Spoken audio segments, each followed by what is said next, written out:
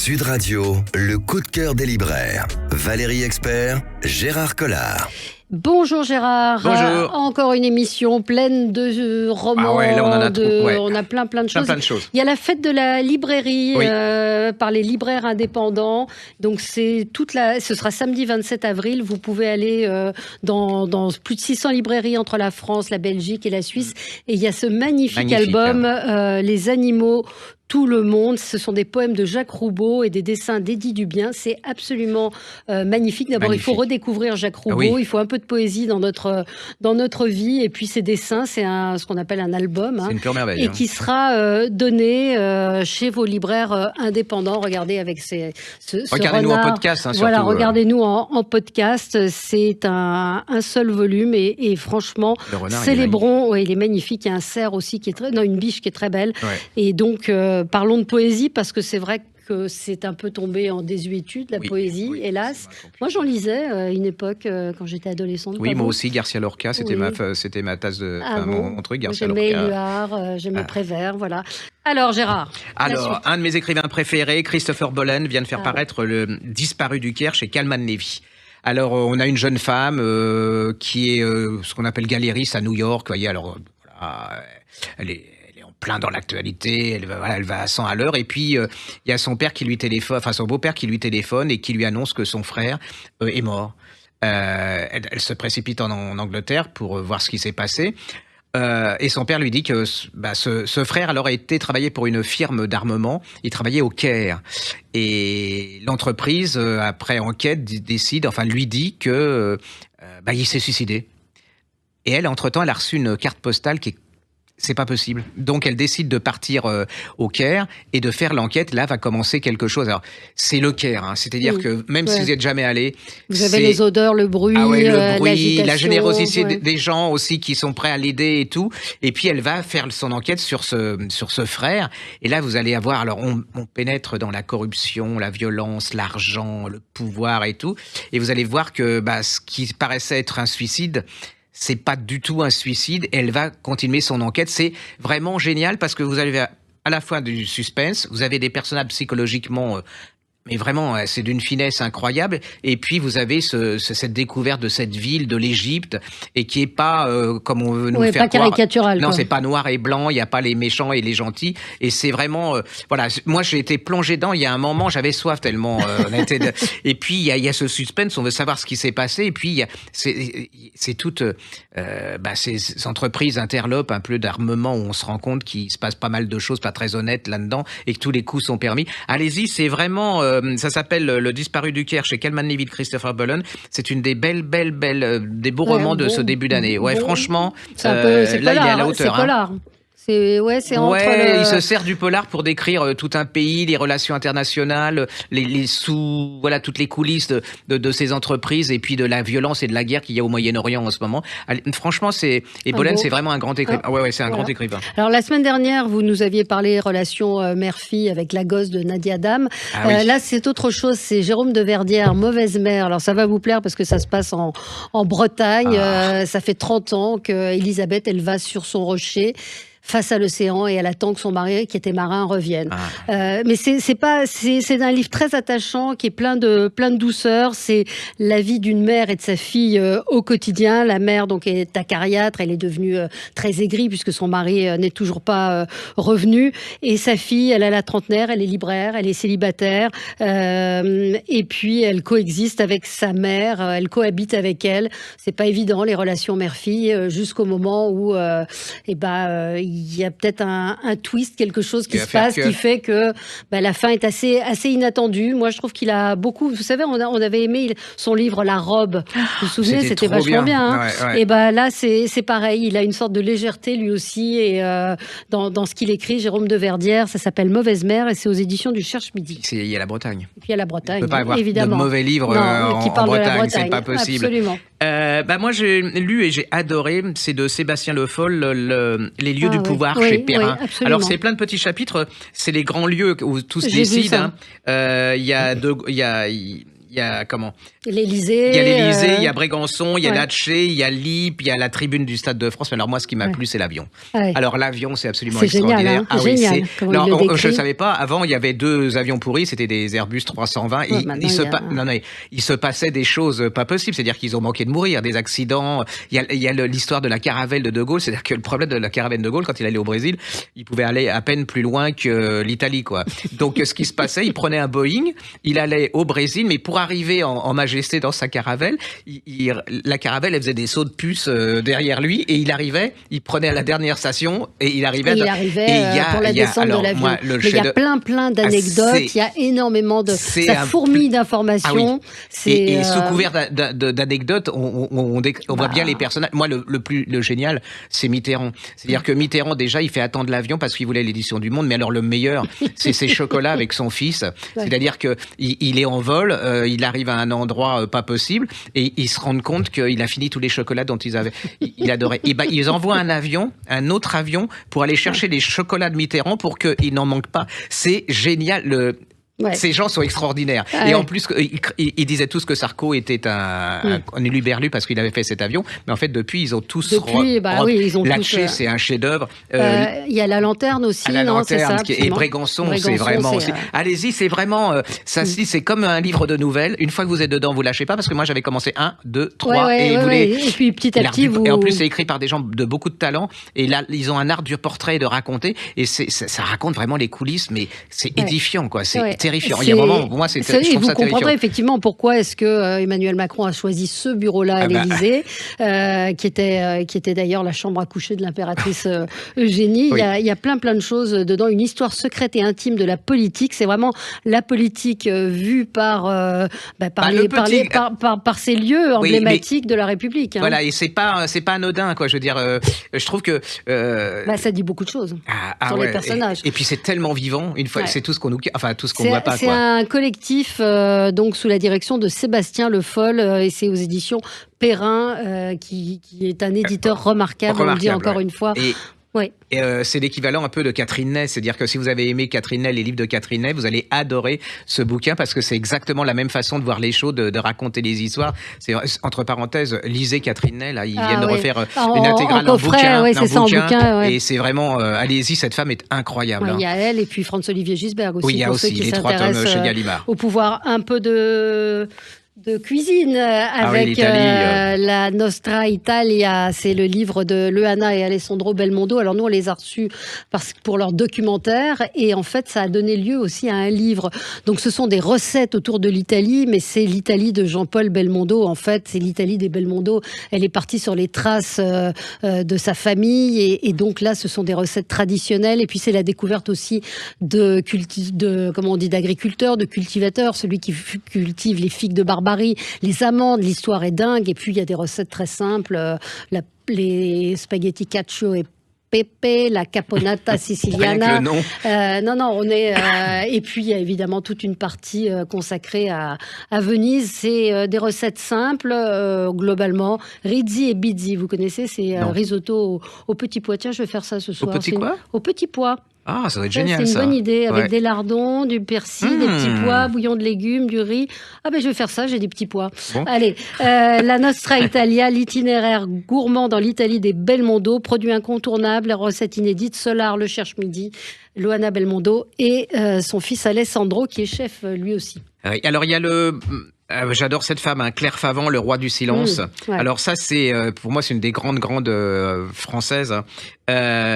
Et là, on retrouve la Claire Favant du début, c'est-à-dire vraiment encore plus efficace. C'est l'histoire de 2 ados. Il y en a un qui est orphelin et un autre qui a un père qui est flic. Il va se passer quelque chose pendant leur adolescence. Ils ont un secret, ils le gardent. Et c'est un truc sur la perversité. Et quelques années plus tard, il va se repasser quelque chose. Et là va commencer une enquête absolument incroyable. Et alors, ce qui est chiant là-dedans, c'est vrai qu'on ne sait pas qui est le pervers. C'est-à-dire que il y a au début, j'étais avec les nerfs, Claire Favant, à chaque fois. Et psychologiquement, elle est, je sais pas, elle est au scalpel, quoi. Je veux dire, elle doit griller. Je sais pas, elle va dans la tête des gens. Et alors, ça m'a énervé de pas savoir. Je passais d'un l'un à l'autre et savoir. Enfin, ces bouquins, c'est irracontable parce que c'est Oui, tout est sur le. Tout est dans le suspense, elle vous suspense. Balade. C'est vraiment. Allez-y, c'est jamais lu Claire Favant. Alors là, vous passez à côté de quelque chose d'extraordinaire. Et puis vous pouvez lire ces bouquins en poche. Et puis il y a la fin. Ouais. La fin, elle est incroyable, quoi. Je veux dire, là, j'en suis pas revenu. Qualité d'un grand polar quand la fin vous surprend. Un incontournable. Allez, on marque une petite pause et on se retrouve dans un instant avec vous sur Sud Radio. Sud Radio, le coup de cœur des libraires. Valérie Expert, Gérard Collard. Alors Gérard, on continue. Alors ils viennent de faire paraître en édition de poche, enfin c'est chez J'ai lu, un des livres qu'on avait adoré de Kate Morton qui s'appelle Les ombres d'Adélaïde Hills. Ah oui. C'est absolument... Alors moi j'ai adoré, c'est 700 pages. Attention, c'est 700 pages, mais ne prévoyez rien. C'est-à-dire qu'une fois que vous avez commencé, alors on est en Australie, c'est Adélaïde, hein, c'est une. Alors là déjà la façon dont elle raconte la nature, vous y êtes, hein, je suis là, voilà, pour pas cher, vous êtes, vous risquez rien, vous êtes vraiment. Et là va se passer 59, un meurtre. Voilà, 59. on est en 59 et puis il y a un meurtre, toute une famille est décimée. On fait une enquête, on essaye, enfin on va dans tous les sens et puis on trouve rien. Et puis en 2000 et quelques, il y a une jeune femme qui est à Londres, on lui téléphone, sa grand-mère vient de mourir en Australie, elle revient. Elle va fouiller dans les affaires de sa grand-mère, dans une valise, je crois. Et là, elle va retrouver des choses qui va la mettre en rapport, enfin, il y a quelque chose qui dit que le meurtre qui a jamais été élucidé, un rapport avec sa famille et sa grand-mère. Et là, elle va découvrir des secrets. Et plus vous allez dans cette lecture, plus vous savez, c'est comme quand vous mangez des bonbons, vous en prenez un, vous dites non, il faut pas, et puis voilà. Et vous ne lâchez plus ce bouquin jusqu'à la fin qui est, bon, voilà. Ça a été un des plus gros succès qu'on ait eu il y a je crois que c'est un an ou deux. Marché, les gens ont adoré ce bouquin. Mais Kate Morton, hein, c'est une immense écrivain. Hein, quand on dit un tourne-page, une fois que vous rentrez dans ça, c'est une vraie drogue. Là, vous avez 700, quoi faire, mais hein. oui, mais c'est foutu. Franchement, c'est foutu. Ouais. Donc commencez pas ça la nuit, enfin à la soirée, parce que vous n'allez pas dormir. Et 16 millions de lecteurs dans le monde. Kate Morton, Les ombres d'Adélaïde Hill, c'est en collection J'ai lu. Une merveille. Moi, j'ai reçu ce livre de chez Pocket, Jenny Colgan, La confiserie de Rosie. Je pense que là aussi, si vous voulez passer un moment, sans prise de tête, sans guerre, sans maladie, sans truc glauque, c'est ces romans qui vous font du bien. C'est une jeune femme qui doit trouver une maison de retraite pour sa tante. Alors sa tante, elle tenait une confiserie. Oui. Le bouquin, il est aussi sympa que la couverture, qui est un bocal de bonbons, de sucre d'orge. Donc elle trouve une maison de retraite pour sa tante. Elle trouve un repreneur. Elle doit trouver ce repreneur, mais finalement, elle décide, elle, de s'installer dans cette petite ville de Lipton, où évidemment les choses ne vont pas être forcément telles qu'elle l'avait imaginé, mais il y a évidemment toujours de l'espoir. Ça s'appelle La confiserie de Rosie, et c'est Jenny Colgan, et c'est chez Pocket. C'est vrai qu'on parle pas souvent de livres pour ados, hein. Et j'ai une de mes collaboratrices qui me dit il faut que tu lises ça s'appelle Force, alors la quatrième L, Wings, Force Wing, hein, F-O-U-R-T-H, de Rebecca Llanos, chez Hugo. Je ne sais pas si c'est pour vous ça, Hugo Publishing. Mais alors, j'ai lu, je me suis fait avoir, mais c'est vraiment pour les jeunes ados, enfin les ados et les jeunes, comment on appelle. Vous me trouvez trop vieille. Non, mais je veux dire, c'est très particulier. Enfin, vous avez une jeune fille, c'est un monde parallèle, hein, c'est de la fantaisie, c'est de la fantaisie. Hein. Une jeune fille, alors elle adore la littérature, et elle a une mère qui est générale. Et cette mère générale, le problème, c'est qu'elle dans ce monde, elle est cavalière et elle est dresseuse de dragons. Et donc la gosse, elle a pas envie d'être dresseuse de dragons, mais bon, elle a pas le choix. Et là, il y a des examens à passer. Le problème, c'est que si vous loupez votre examen, soit vous devenez dragonnière, soit vous êtes tué, vous mourrez, quoi. Ouais. Et vous rentrez là-dedans. Alors, c'est vrai que, en fait, vous faites avoir. Je dis pas que j'en lirai un deuxième, mais si vous avez un ado ou un jeune adulte qui n'aime pas lire, nous, à la boutique, c'est de la folie. C'est-à-dire que les gosses viennent, c'est le tome 1, ils sans arrêt le tome 2, le tome 2. Moi, je suis pas l'auteur, hein. Et donc, allez-y, c'est vraiment miraculeux. Ça s'appelle Force Wings, de Rebecca Llanos et Yaros, chez Hugo Publish. C'est un genre de nouveau Harry Potter. Non, c'est vraiment plus fantasy, là. C'est vraiment, on est vraiment dans les. Non, c'est vraiment plus pour adultes, enfin, vraiment au départ. Petit livre pour enfants, 3 cailloux. Alors, c'est 3 cailloux en haut d'une montagne. Ils ont toujours été là, au sommet de la montagne. Et puis, un jour, il y a un coup de vent et boum, ils tombent dans un nid. Il y a l'oiseau qui arrive. Enfin, là aussi, il y a beaucoup de suspense. J'adore les dessins, j'adore la tête. Regardez des petits cailloux avec leurs yeux. Là aussi, c'est un album pastel qu'on vous conseille pour les petits. Faites lire vos enfants, donnez-leur des livres, montrez-leur les livres. Il n'y a que comme ça qu'il y aura une chance qu'ils lisent. Parce que moi, je remarque qu'il n'y a plus de livres dans les maisons. Quand on est invité chez les gens, il n'y a plus de bibliothèque, il y a très peu de livres. C'est horrible. Ouais. Déjà, quand je vois une maison sans livres, ça m'inquiète. Moi aussi, moi aussi, je m'en vais tout de suite.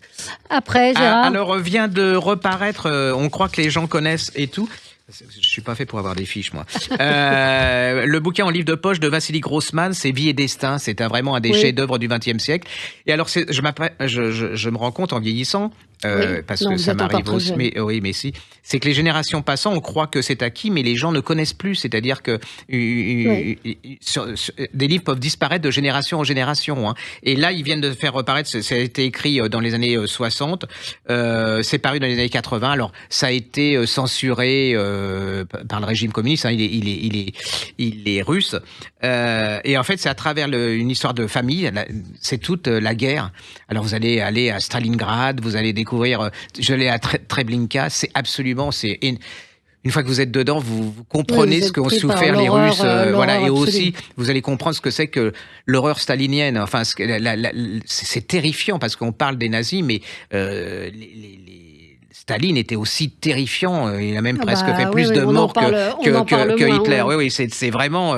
Allez-y, ça vient de paraître, c'est un gros bouquin, mais je vais pas dire que c'est un livre d'aventure, mais c'est vraiment un roman historique. C'est pas un roman historique, enfin c'est un roman historique et à la fois un témoignage. C'est un des grands, c'est comme Solzhenitsyn, c'est une référence de littérature du XXe siècle. Ouais, donc redites-nous le Ça s'appelle titre. La vie et destin de Vassili Grossman en livre de poche et ils ont fait reparaître plein d'autres textes de lui qu'il faut lire parce que c'est vraiment un des monuments littéraires, lui, en tant qu'auteur du XXe siècle et ça reste éternel et universel. Ce petit livre sur lequel je suis tombée, c'est un petit livre, mais c'est un grand livre, Juste le temps de vivre, Yann Liotard. Et cette couverture, et c'est le petit garçon qui avait joué dans Poil de carotte, enfant comédien. C'était à l'époque un des rares enfants qui jouait au cinéma. Il a joué avec Louis Jouvet. Et quand il grandit, il peut plus jouer des rôles d'enfant. Donc il arrête de tourner et il devient résistant. Il devient résistant dans le réseau dirigé par une femme, Marie-Madeleine Fourcade, qui est une des seules femmes, seule femme à la tête d'un réseau de résistance. Il est torturé, fusillé. Et ce livre, c'est pour ne pas oublier ce jeune garçon, pour ne pas oublier ces actes héroïques dont il n'a jamais parlé, évidemment, puisqu'il est mort très jeune. Et Georges Perec l'avait cité dans Je me souviens du jeune auteur, du jeune acteur Robert Linen. C'est très émouvant, c'est très beau, c'est chez Arléa. Juste le temps de vivre, Yann Liotard. Encore pour les enfants, il y a une série aussi. Alors là, c'est plus Harry Potter. Si vous aimez, ça s'appelle. C'est pour moi que ça tombe ça. Whisper Wicks. Alors WHISPERWICKS. Thomas. C'est Jordan Lees. C'est chez Ozu. Et c'est c'est un monde à l'Harry Potter. C'est pareil. Il va y avoir plusieurs tomes et les gosses, ça fonctionne. Mais alors, ça vient de paraître, mais c'est de la folie. Si vous avez un problème de lecture avec vos enfants, vous leur faites lire ça, vous allez voir, c'est magique. Il y a des livres comme ça qui sont des vraies clés pour la lecture. Et en fait, c'est un monde très particulier où alors ça, j'adorerais ça, c'est que les rues changent de place dans ce monde où bien. On paye avec il n'y a pas de monnaie, mais c'est des cartes magiques. C'est tout le monde de la magie. C'est Harry Potter. Je veux dire, franchement, c'est complètement une autre histoire. C'est pas plagié, c'est complètement autre chose. Mais vous retrouvez dans le côté poétique, magique, surprenant.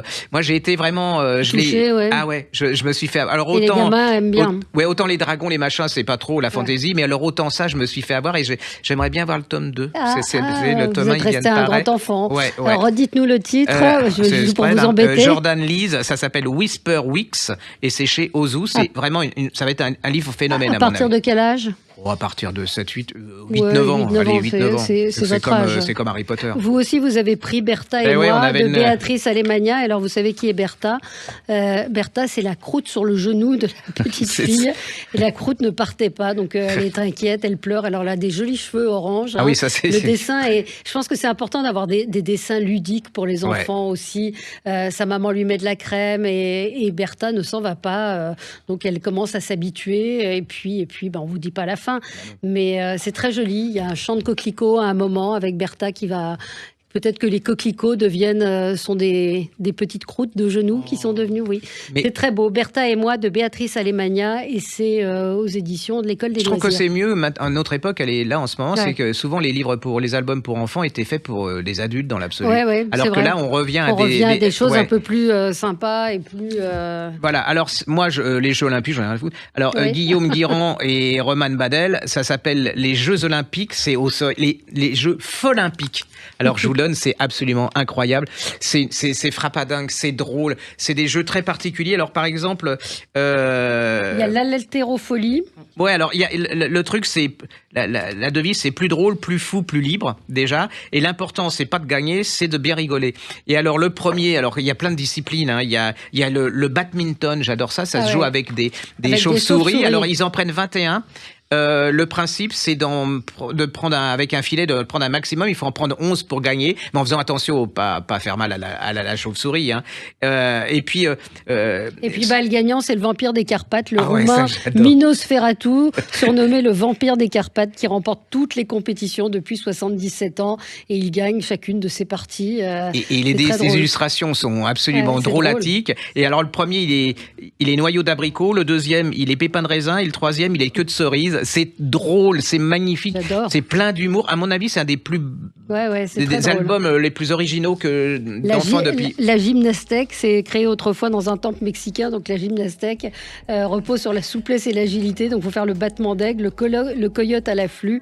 Il y a l'hypopotation aussi qui est pas mal. Il faut monter sur l'hippopotame et en plus rien que les illustrations, ça fait rire quoi. C'est la natation, c'est la najouille contrariée, c'est super. C'est chez Seuil Jeunesse, Guillaume Guéraud et Ronan Badel. Bravo à eux. Hein. Voilà, même les Jeux Olympiques, c'est génial. Manière d'aimer les Jeux Olympiques. Voilà. Merci Gérard, on se retrouve la semaine prochaine. Bonne semaine. Sud Radio, le coup de cœur des libraires. Valérie Expert, Gérard Collard.